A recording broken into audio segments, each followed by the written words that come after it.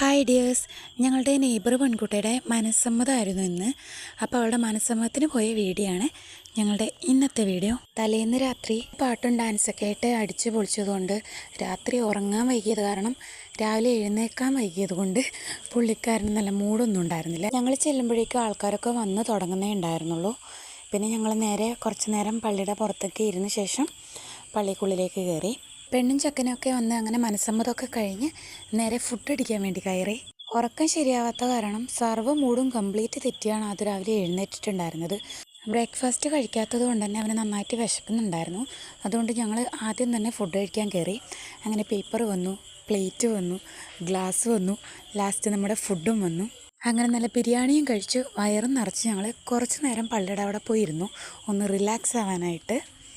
അതും എവിടെ പോയാലും എന്തെങ്കിലുമൊക്കെ ആയിട്ട് കളിക്കാൻ കിട്ടും.